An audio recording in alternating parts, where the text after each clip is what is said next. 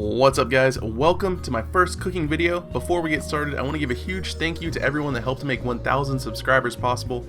It really means a lot to me that you guys are enjoying my channel and enjoying my videos, and I guess just because it feels right, I'm going to start doing cooking videos for you guys, and we're going to get started today with a little bit of mini cheesecake action with a delicious cookie crust.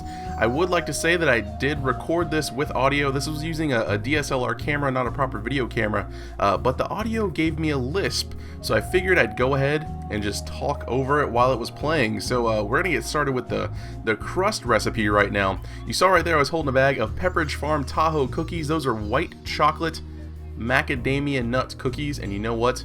They are super delicious. Next up on the ingredient list, we have 1/3 of a cup of just plain old white table sugar. Following that up is 1 tablespoon of flour and 4 tablespoons of melted butter. Now, I would like to say that I'm going to be using a food processor, and you're probably going to see me gesturing with my hands, and I'll try to remember what I was saying at the time. But in case you don't have a food processor and you do have a blender works just as well. I think I'm about to do some little pokey action. Yeah, there, you pulse the blender, stir it around, pulse the blender a little bit more. There you go, and you'll be good to go.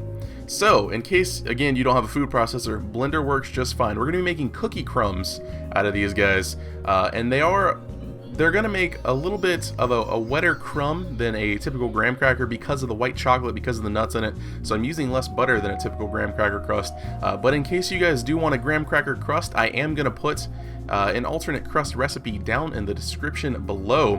And another thing I have to say real quick is my camera only records in 720p for up to 5 minutes, and then it just kind of stops recording, and it won't start a new file or anything.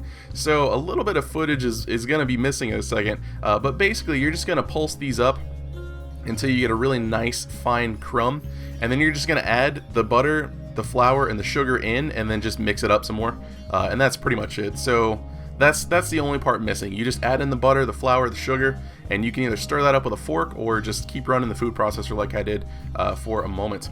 So here I am, just bringing the cookie crumb back into a little bit bowl, makes it a little bit easier to work with. Next up, we're going to be filling our little muffin tins.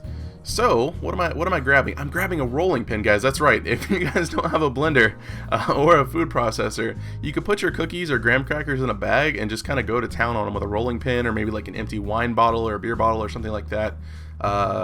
Basically go medieval on them. Before we fill our tins, I do want to talk briefly about the crust.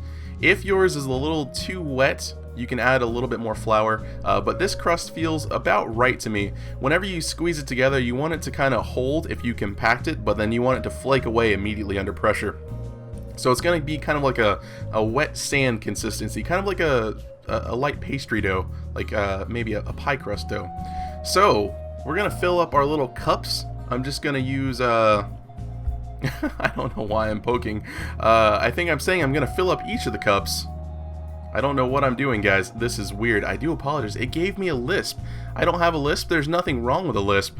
But it just made my voice sound weird, so I was a little, I don't know. So yeah, just take the tablespoon, like a heaping tablespoon, and fill up each one, and then kind of go around and do the same thing one more time until you've used pretty much all of your crumb. And I'm showing you guys the first cup. All you do is you put in the little crumb mixture, and then just pack it in real tight against the bottom, and then kind of work your way up the side some. Because it's a really fatty dough, it's gonna kind of go back down in and make like a little crust on the bottom instead of staying up like a shell would, and that's totally fine. It's gonna be okay. So these guys, you're gonna put them in a 375 degree oven for 5 to 7 minutes. I was making sure you guys could see my hands okay. Alright, now it's time to get started with the cheesecake batter. We have 2 8-ounce packages of cream cheese. The branding is real this time, guys. We had the Pepperidge Farm, and then now we have the Philadelphia cream cheese. Next up is 2 large eggs. If you have extra large, I'm gonna say it should be fine. Volumetrically speaking, they're almost the same. There's just a little bit more, but if you can, use large eggs. Next up, we have 1 tablespoon plus 1 teaspoon of regular old all-purpose flour, followed up by half a cup of, again, just plain white table sugar. Nothing fancy. And then a little bit of vanilla teaspoon, a little bit of vanilla extract, excuse me, to finish that up. Half a teaspoon to be exact. Now, I have a stand mixer, guys. You may not have a stand mixer. If you don't have a stand mixer, I'm gonna recommend getting a hand mixer if you don't have one. These are like $10 or $12 at Walmart. I actually looked it up before recording this. Just, you know, you only need a few speeds and you're good to go. Seriously, it's a good investment, guys. So you're just gonna throw the cream cheese in your mixing bowl, and you're gonna put in the sugar along with it. Now the cream cheese I brought up to room temperature. I let it sit out for about 1.5 to 2 hours, and the eggs I also brought up to room temperature. I let them sit out for about an hour as well. So you're just gonna start it off nice and slow. You don't want to make a mess. You don't want to fling sugar or cream cheese everywhere. And then you're just going to gradually increase the speed until the cream cheese is incorporated. And they're just going to hang out for a minute. Now right here you see I'm getting the crust out. I'm still in the middle of making the cheesecake batter. I'm doing all of this in real time, guys, on the fly. But you see this is after about 7 minutes. You can see real nicely up in the top, the crust starts to brown around the edges. That's when you want to take it out. So keep an eye on it, guys. 5 minutes, and then keep an eye on it. Once the edges start to brown, pull it out of the oven. So right here, we're adding our 2 large eggs to the cream cheese and the sugar in the bowl. And the reason I'm adding it into a little bowl first is to make sure the egg's okay, as well as make sure there aren't any shells in it. Guys, cream cheese isn't supposed to be crunchy. You want to make sure you keep those shells out of everything, because no. It's just a good practice, I've found. So again, you're gonna start these off a little bit slower and kind of whip them up. There you go. You got that nice eggy color coming on in. Everything is getting incorporated nicely. You may need to scrape down the bowl every once in a while.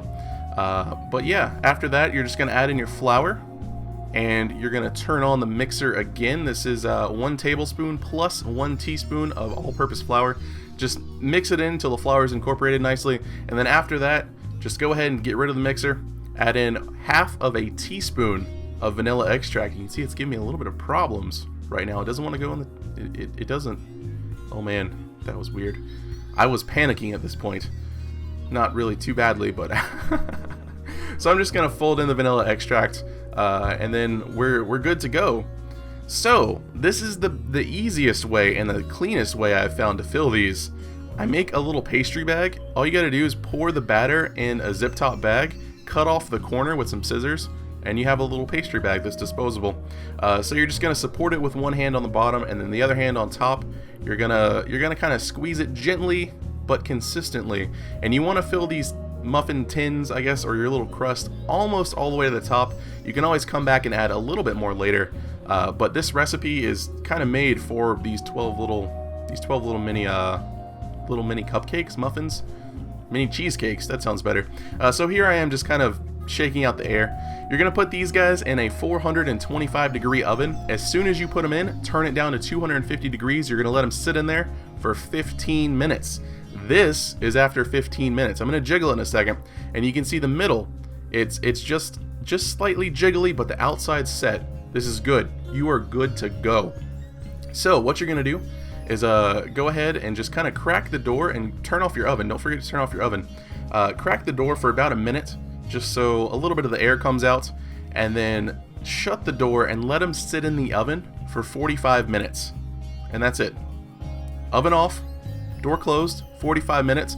They're gonna continue to firm up. After that, take them out of the oven, set them on the stove to cool for half an hour, and then stick them in the fridge to cool for 2 hours. And then you are good to go. Loosening them up is super easy. All you gotta do is take a little butter knife, or any tiny knife really, and kind of go down on one side of the crust, and it should pop up nicely along all sides. You don't need to go around the whole thing. As the cheesecake cools, it will pull away from the tins. So this is I don't know, it works. Everything works, guys. It really does. So I'm gonna show you 3 ways to eat these that I prefer because they're easy. The first way is, I'm about to pick up a bowl. This bowl, yes, it's got some peach preserves in it. Warm it up in the microwave a little bit. You got a nice little peach preserve sauce. You know, it saves you time, saves you money. I mean, I'm sure most of you have some type of maybe berry preserve in the fridge. That would go great with this. Strawberries, black, any berry really. Peaches, whatever you want with cheesecake with a white chocolate chip macadamia nut crust, really. And just spoon it over the top, let it run down the side a little bit. The cheesecake itself is not very sweet. I only put in half a cup of sugar, and I did this intentionally because I don't like a super sweet cheesecake. It's already rich enough. You don't need all of that extra sugar in there. So this is going to be a super easy way that I enjoy eating this.